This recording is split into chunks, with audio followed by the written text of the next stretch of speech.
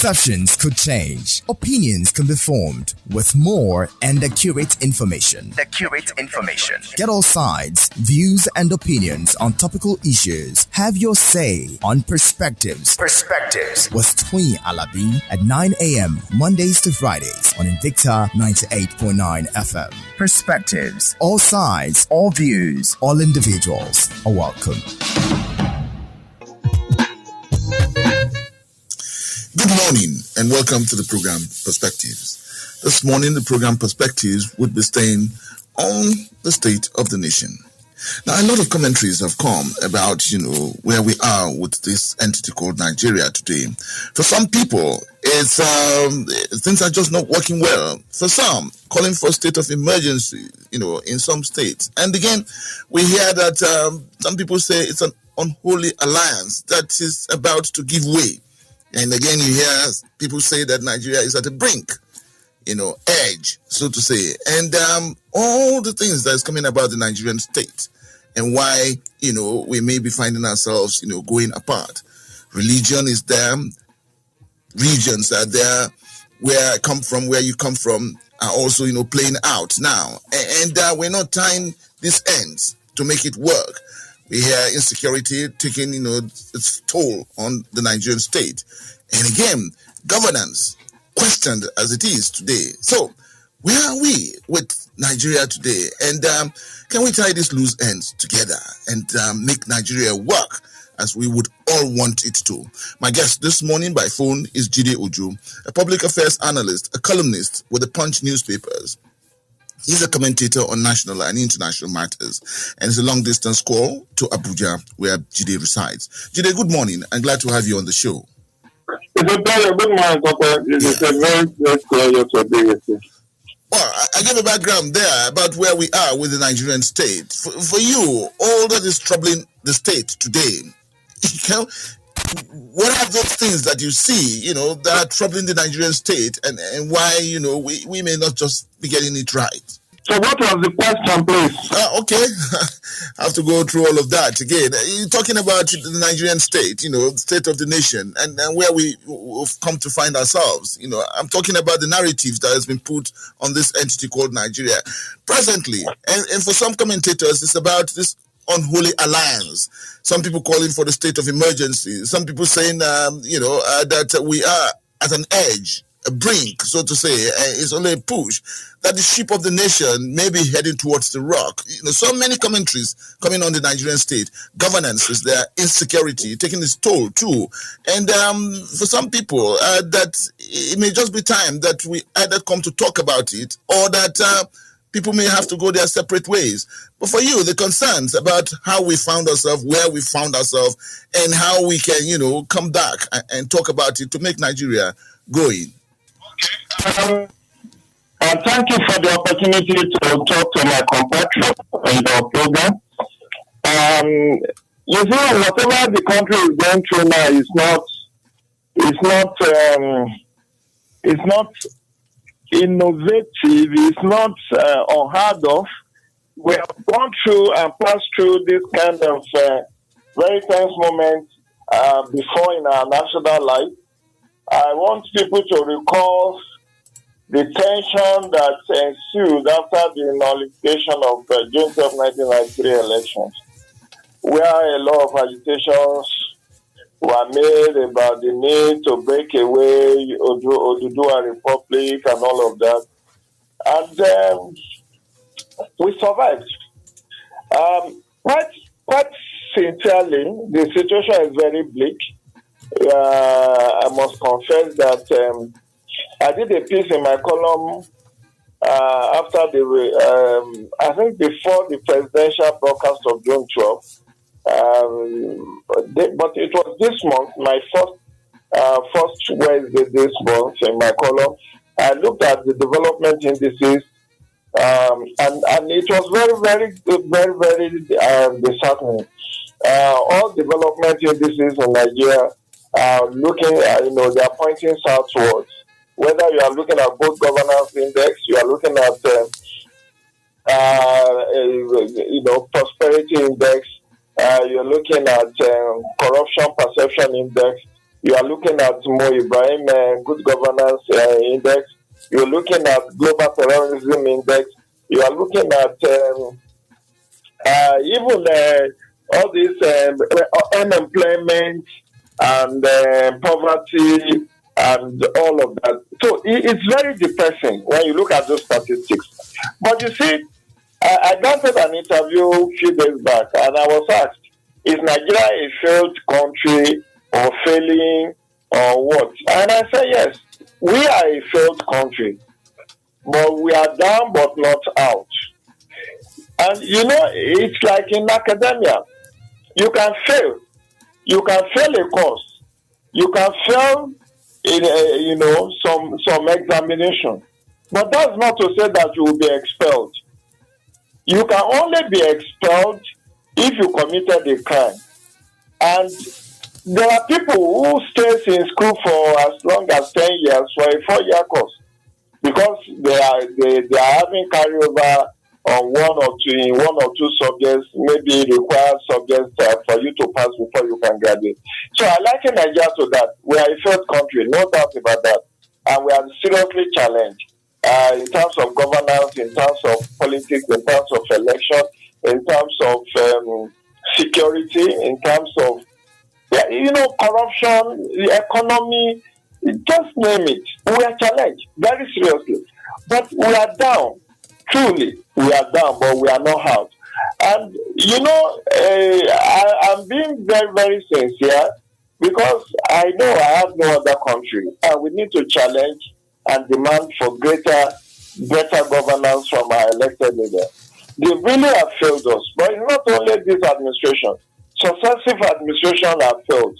Because when you look at whether the governance, all those indexes I talked about just now, they are not just looking at the administration of President Muhammadu Buhari. It's a accumulation of successive governance in Nigeria. Whether you want to take it from 1960 or you want to take it from 1999, either of the two, whichever one you use as your benchmark, you will see that it's our collective failure, particularly leadership. Leadership failure has brought us to our knees, so much so that we are no longer inspiring confidence in the rest of Africa. In fact, Professor Ehosa Osaga, who is now the Director General of National Institute for International Affairs, NI Lagos, wrote a book some years ago, and he called Nigeria a crippled giant. And that's exactly what we are. We are a giant, but we are crippled. So we are crippled because, all development indexes where we should be soaring, where we should be competing, where we aimed at, we never got there. And let me tell you, Topper, we some 25 years ago, we had what is called Vision 2020, isn't it? And in that Vision 2020, we said by 2020, we want to be one of the best 20 economies in the world. That was our aspirations. We had that vision. It used to be Vision 20. Vision 2000, we started with Vision 2000, then Vision 2010, then Vision 2020. None of these three visions have ever been realized. Then when you look at the Millennium Development Goals, MDGs, 8 of them, before it was converted to Sustainable Development Goals in 2015. And we are midway. We are more than actually by 2030. There are 17 Sustainable Development Goals. I'm not sure Nigeria is on its way to achieving any of those development goals. We never achieved any of the 8 Millennium Development Goals. We are not on our way to achieving the 17 Sustainable Development Goals. Why? Why is because of poor leadership. And poor leadership here does not mean leadership at the federal level. Because governance, we need to understand that there are 3 arms of government: the executive, the legislature, and the judiciary. We are also have 3 tiers of government: the federal, state, and local. all of these 6 are responsible for the situation we find ourselves. We have 774, in fact, we have 768 local governments and 6 area councils, making 774. What is the leadership quality at that level? What are the deliverables of those councils in the last 22 years? Then you move to states. The states, we have 36 of them. What is their scorecard? What is the scorecard of each of the 36 states and FCT? What is the state of infrastructure? What is the state of security? Which of the states in Nigeria can we say, oh, you can go to sleep and sleep with your eyes closed? Then, before you come to federal, look at the arms of government. You talk of executive. Yes, executive is supposed to implement whatever laws are passed by the legislative arm. But what is the quality of legislation that is coming from the parliament? I mean, I read recently, a couple of weeks ago, that the president has refused to assent over 200 bills from the National Assembly in the last 6 years. It then tells you something about the quality of legislation. What are the reasons the president advanced? Maybe they want to set up commissions. Maybe there are extant laws that have covered similar issues. But look at how we are wasting taxpayers' money, coming up with legislations that at the end of the day are trashed. They are just thrown into the dustbin because of the quality of research behind those legislations. So if in 6 years the president has refused to assent to over 200 bills, it then tells you the quality of our lawmaking. Then you go to the judiciary. Can you say in good conscience that all is well with our judicial arm of government? Look at the quality of judgment that is coming out of our judiciary. Look at the conflictual judgment from court of coordinate jurisdiction over issues that are very similar in nature. And this is made manifest mostly in election petitions. A court of coordinate jurisdiction, it may be a federal high court in Port Harcourt, will give a judgment over the same issue. Federal high court in Abuja will give a different judgment. You see state high court giving a judgment, another state high court will not even bother to see whether there has been a similar judgment, and they will give a different ruling. So there is confusion everywhere. Then you look at the quality of even the people that are appointed into the bench, from the customary court down to the high court, down to the federal high court, down to the Supreme Court. What is the quality of judges in our bench? Can they stand up to people like Chukwudifo Okuta, the people like Kayode Esho, people like Nnamani and the rest of them, who even Teslim Elias, and people who at some point we were exporting judges to other African countries. We were exporting judges to Hague in Netherlands at the International Criminal Court. We were exporting judges to Gambia. In fact, most of the judges in Gambia are from Nigeria.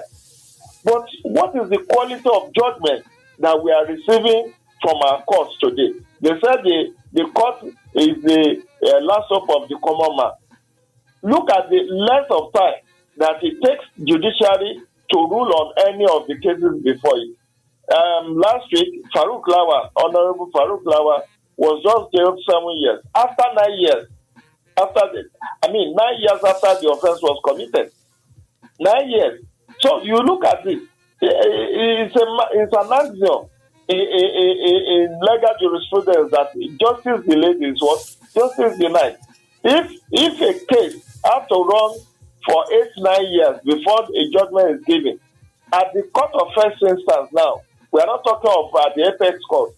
We are talking of 9 years at the court of first instance, and yet we have what is called Administrative for Criminal Justice Act, AJA, which has been in operation since 2015, which says all criminal courts, criminal allegations should be wrapped up within 6 months. What is that happening?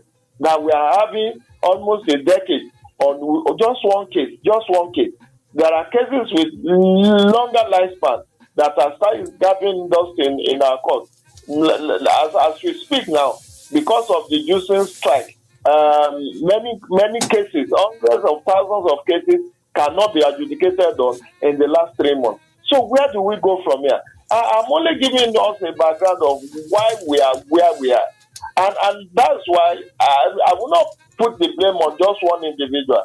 Yes, in all of that, well, to call it unfortunate that this administration had to inherit, so to say, mistakes of past leadership or successive governments that is now on it. The onion lies with this present administration, that it had to do something with what had happened in the past, correct what had happened in the past, and put Nigeria on the right path. But I'm talking about the situation we find ourselves now, that more than any other time, Nigeria is begging to stay together, and leadership as it is would be, where we place, where we place all of the problems. So for you, leadership at this moment, from the local government, state, and at federal, why it has failed, and why the Nigerian people, the citizens, have allowed us, to go this far or get this far with failure of administration. Now, the issue is politics in Nigeria is all. Politics everywhere anyway is about interest. It's not about, there is no permanent friendship or enmity. It's all about interest. And our leaders, as it were, are more interested in self-preservation. They are playing politics of self-preservation. That's why you see all the defections from PDP to APC. It's all about 2023. People are trying to, today now, Governor Matali of Zamfara is alleged to be crossing over to APC. Last month, we had the governor of Cross River State, Professor Benayade, moving over. Should this be the concern of these leaders, or about the deliverance of democracy dividends? So when you look at, and we cannot but talk about leadership. You are talking about Nigerians wanting out at this point that any other time in the past. That is true. We have the indigenous people of Biafra wanting out of Nigeria. We have the Odua, the people of Southwest under the Odua National Congress trying to opt out of Nigeria. Because of what? Because of failure of leadership. Because it's the leadership that is supposed to galvanize and implement the rule of law. And what are the rule of law? Equality before the law, supremacy of the law, and fundamental human rights. Now, there is a perception of social injustices all around Nigeria. Social injustices in terms of appointment, social injustices in terms of citing of projects, social injustices in terms of application of the law. Like Senator Shehu Sani said some years ago, that this administration is dealing with, is using deodorant to deal with problems within the APC, and using insecticides to deal with problems from opposition. I'm just paraphrasing him. That so where you apply double standard, when it's opposition you use your full power. When it's a member of the ruling party, you use you resolve it as a family affair. You don't rock the boat. We'll deal with it. It's our internal issue. And that is part of the reason why you see the gravitation towards the ruling party. Because nobody wants to be in Siberia. Everybody wants to come to Saudi Arabia, where there is oil. Nobody wants to be in Siberia, which is a desert land. So the misapplication of justice, miscarriage of justice, lack of social justice, lack of equity, fair play, and justice. The fact that we have misapplied the principle of federal character These are part of the thing fueling the agitation for what's it called? Agitation for secession, where people want to secede. Because where there is justice, where there is fair play, where there is equity, where the federal character principle is applied, irrespective of who tribe and religion, you will not have this kind of agitation. Let me be more specific. When you look at the hierarchy of security chiefs in Nigeria, what does it reflect to you? Does it reflect federal character in truth and in deed? Yes, Section 4, Subsection 3 of Nigerian Constitution talked about federal character principle being applied across board. It didn't say that federal character should only be applied when it comes to issue of education. Oh, when it comes to issue of education, you have people who will now say, yes, we need to apply federal character. These are educationally disadvantaged states. So somebody who score 20 over 100, you will give him admission. Somebody else in another state will score 80 over 100, he will not get admission to federal schools, whether universities, polytechnic, colleges of education, or even unity schools. This is not how to promote unity in a country. But when it is education, you remember that some states are educationally disadvantaged. But when it comes to appointment of security chiefs, does the same principle apply? Just name 10, 20 security chiefs across board. Look at whether it reflects the principle of federal character. From chief of defense staff to army staff to air force to navy to DSS to immigration customs down to civil defense down to NIA, DIA, all of those security chiefs. Look down the line and see whether there is principle of federal character applied. So where there's inequality rather, where there is no where you deal with people, unevenly, where you apply double standard, you cannot inspire people's confidence to be patriotic, to be unified. And these are some of the things we need to rectify if we really want to douse the tension about secessionist agitation. Right, Jide Ojo, I have to go for a commercial break now. I'll be with you, when we come back from this break. Perceptions could change. Opinions can be formed with more and accurate information. Get all sides, views, and opinions on topical issues. Have your say on Perspectives. Perspectives with Twin Alabi at 9 a.m. Mondays to Fridays on Invicta 98.9 FM. Perspectives. All sides, all views, all individuals are welcome. Welcome back. Is the program Perspectives this morning, and it's coming to you on Invicta 98.9. And this morning, attention also on the state of the nation and the concerns that are coming on it.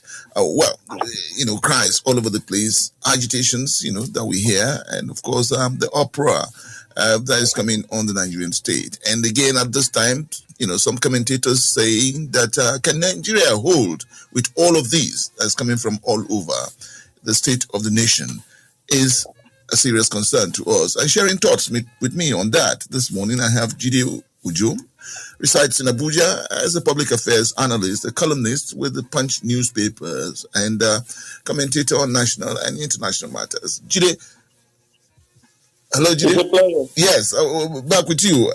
Again, one of the questions that we ask or that's put forward is on, is anyone listening to us? I'm talking at, the corridors of power and leadership from all sides, national, state, and local government. Is anyone listening, and is anyone seeing what is coming out of the Nigerian state today? and talking about all of these agitations and talking about the uproar and the cry for help from citizens and the pains of living in Nigeria and the poor, of our society and, the marketplace and all where Nigerians can find succor and they cannot find them. So all of these, and that we've talked about, is anyone listening? And at the point of leadership, are we getting, what we should get from leadership? I want to make a case for Kaduna State. Only recently, a stalwart of the, one of the ruling party came out to call on Nigeria to call on the president to declare a state of emergency on Kaduna State, looking at the insecurity, the killings that, we hear and see in Kaduna.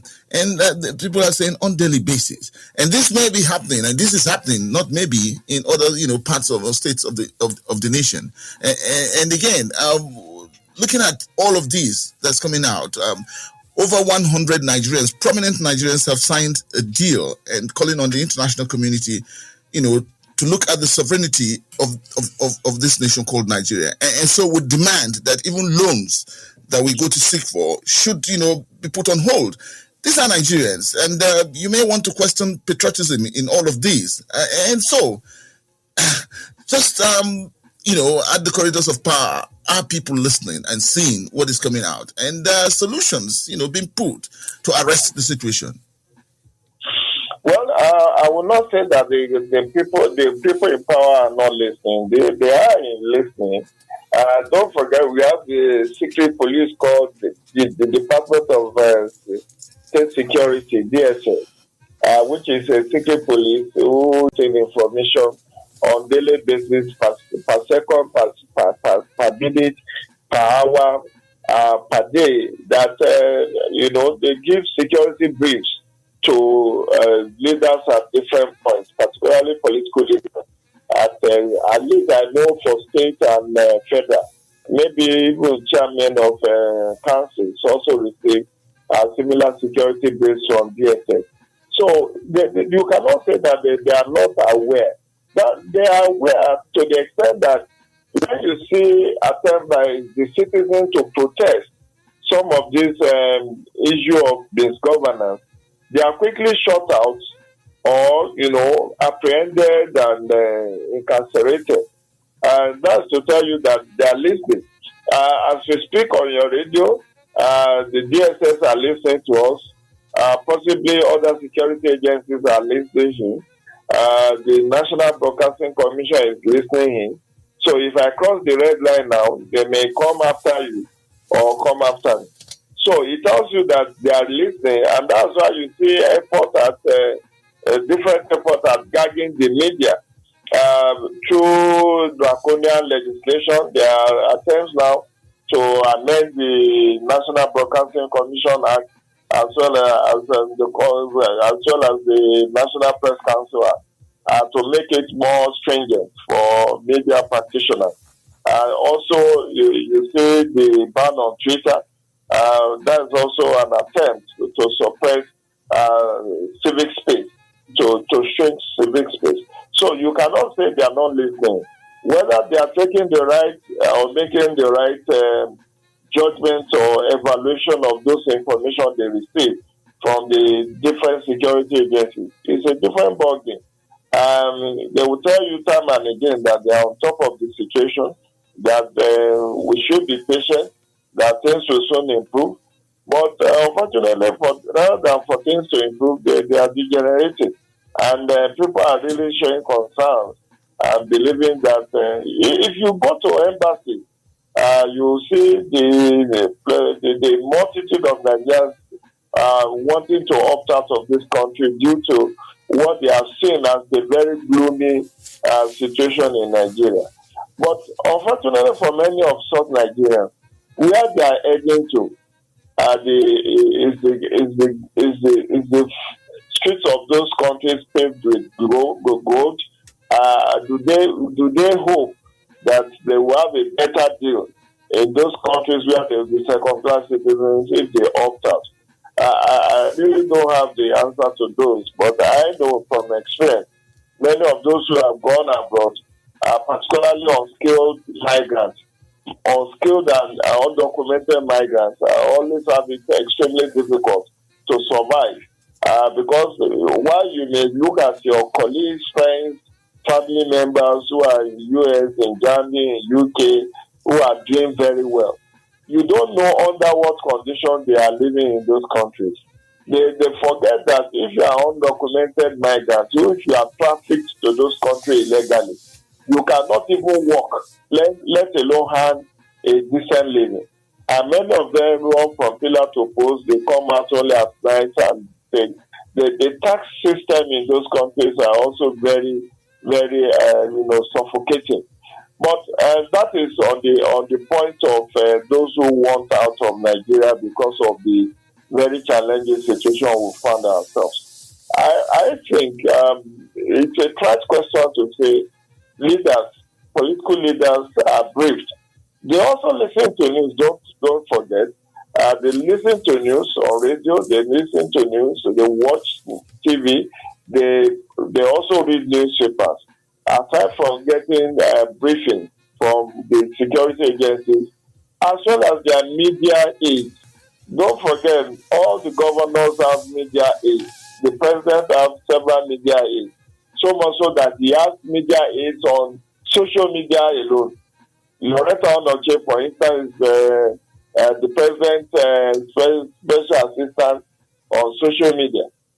There is also one Malam Bashir, who is also the presidential aide on social media.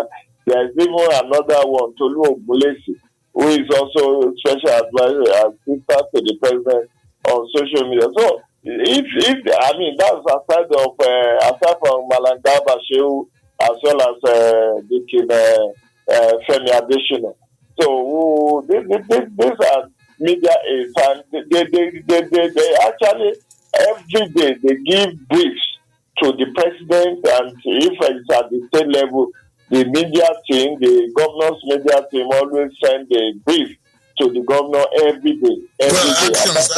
Actions taken on these briefs. How has it, interpreted in making things better? Actions on these briefs.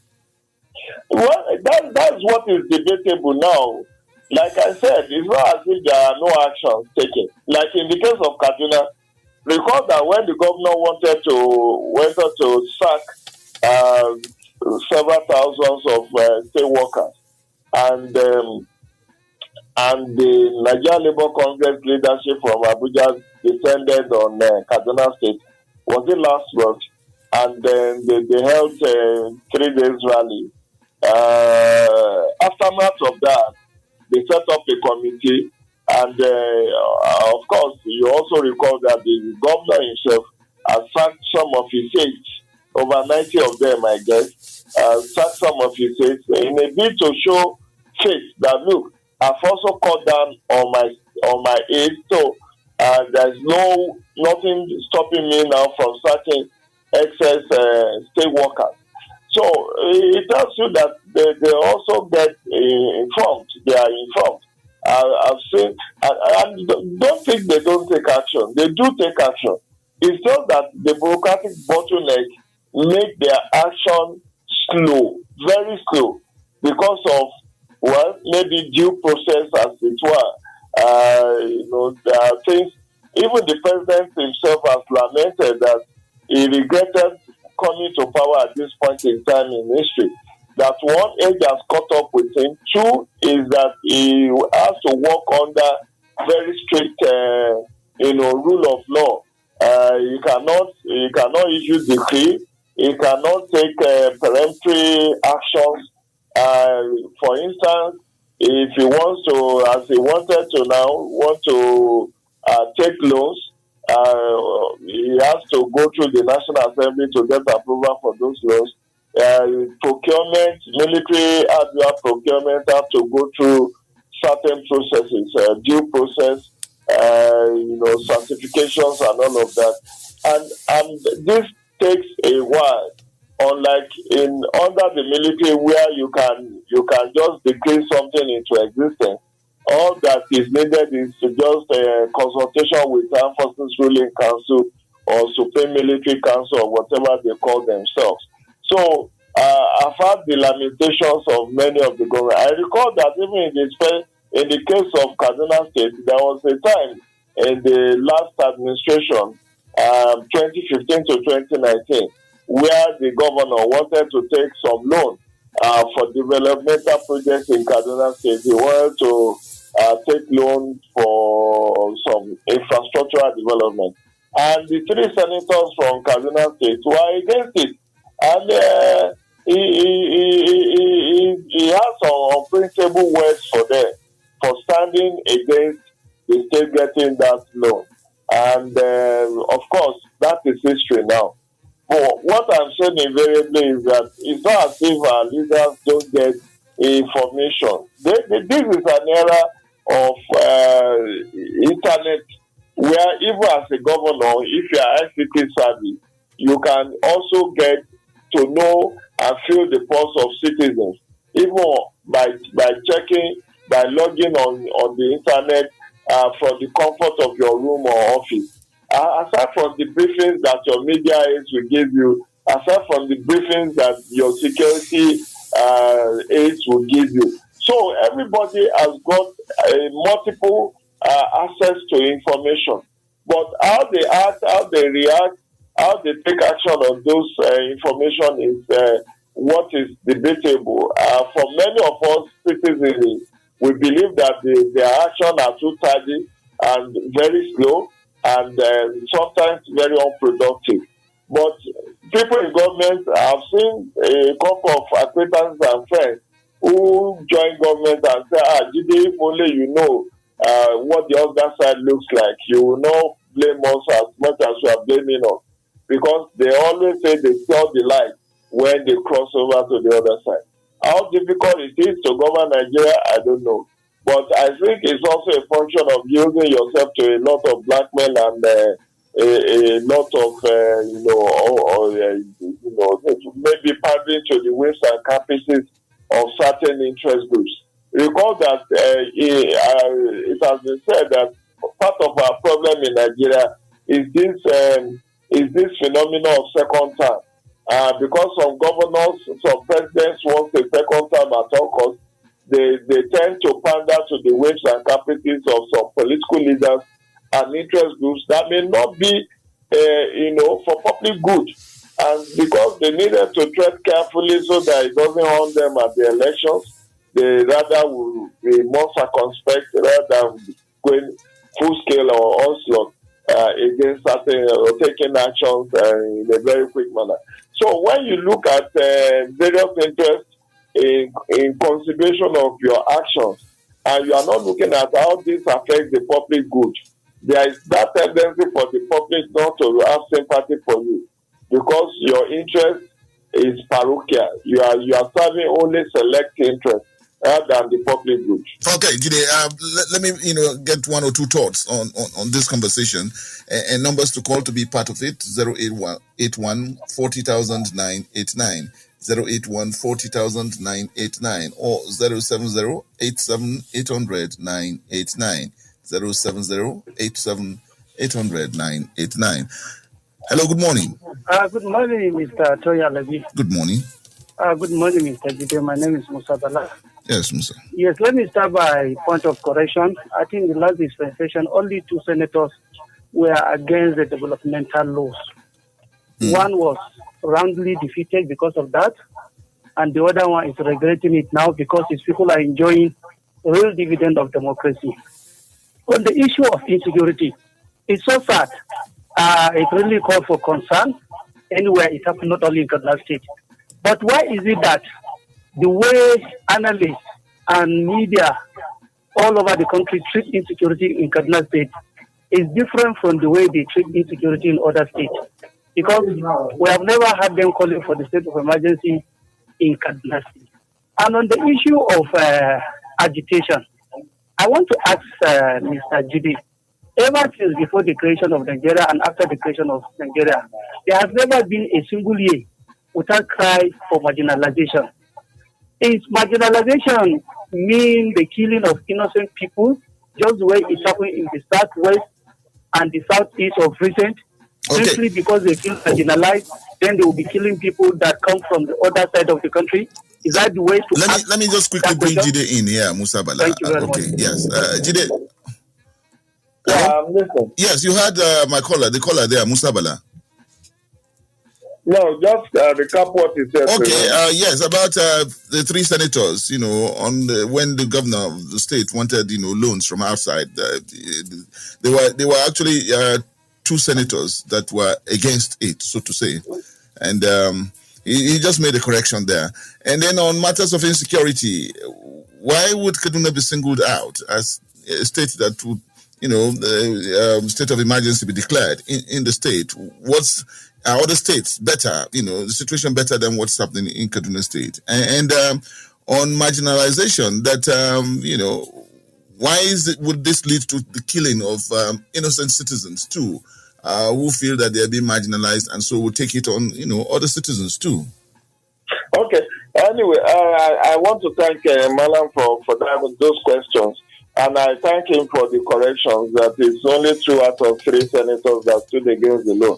But I do know that incident happened and the governor was not very happy with it. And that particular incident, he did promise that they were not going to come back, and they didn't come back to Senate. The issue about the killings in other parts of Nigeria against other ethnic groups and all of that, I think we should not ethnicize this issue. Unfortunately, what has happened or what's happening in Southeast cannot be said to be an ethnic cleansing. There are no records to show that people who were murdered, those policemen that were murdered, were from one particular ethnic group or the other. We saw the attack on the governor's country home. We saw the attack on many of the commissioners in Imo State. These are not people from other parts of the country. And the policemen that were killed, we didn't read any report that says before they were murdered, they were asking them whether they are from Southwest or Northeast or Southwest or South. We should not ethnicize or religionize this issue of governance. It's a condemnable act. Nevertheless, whether you are talking of Southwest or South, killing is killing, murder is murder, criminality is criminality.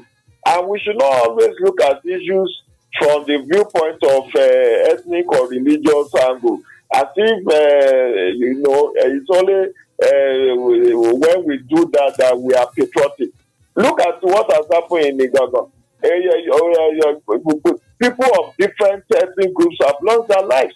We have had Hausa and Fulani murders. We have had the indigenous. In fact, the provocation of those killings in the Ibarapa area of Oyo State was precipitated by the acts that were said to have been perpetrated by certain people from outside of the state. So, by and large, I don't want to dwell on the issue of ethnicity and religion. It has no cause. It does not help us in any way when we take position.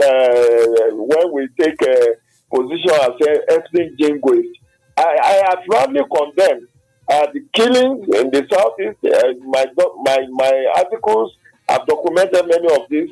Even the issue of destruction of INEC facilities, critical infrastructure. I have roundly condemned it because when you burn down, and I want people, those who are involved in this aspect, to note that if they make democracy difficult, we should be welcoming the military, and state of emergency. About the issue of Kaduna State being singled out for state of emergency, I have never joined the issue on calling for state of emergency in any of the states. And those who may be calling for state of emergency may have their reasons, but we do know the president is a listening president. He does not act on whims and caprices. He takes his time, he's very deliberative before he will take action. And similar cries have come for state of emergency to be imposed in Imo, state of emergency to be imposed in Zamfara. In fact, when the no-flying zone was imposed on Zamfara, the PDP was making allegations that it was because it was an opposition state that makes the president to impose a no-flying zone or Safara. But I think, analyzing issues from the prism of ethnicity and religion is no good. It's an e-way that will not blow well for any one of us. We should note that this country, we have intermingled too deeply for us to even go our separate ways. There are people in Kaduna who have no other place. They do not know any other place apart from Kaduna, even though they are not originally, ancestrally, they are not from Kaduna, but they have made it a know, and they want peace, they want development. Even when this mass adoption that we are talking about, when those bandits come and adopt people, do they ask for the identity of those people they are adopting? Do they ask them whether they are Muslim or Christian? Do they ask them whether they are from the southwest or southeast before they are adopted? We should not ethnicize issues. The point is, criminality is condemnable, and when there is poor governance, we should all roundly condemn poor governance and demand for better governance, accountability, and higher standard of living from our elected leaders across board. As always, Jide, I'd like to thank you for coming on the program with us this morning. Thank you so much for your thoughts here. It's a pleasure. Thank you. And that would just be about the size of it on the program Perspectives this morning. It was about, the state of the nation with Jide Ojo, a public affairs analyst, a columnist with the Punch newspapers, and of course a commentator on national and international matters, sharing thoughts with us this morning. We'll come back with Perspectives tomorrow. Job, thank you for connecting us with the people, and Wisdom, thank you for putting us in the pictures. Good morning.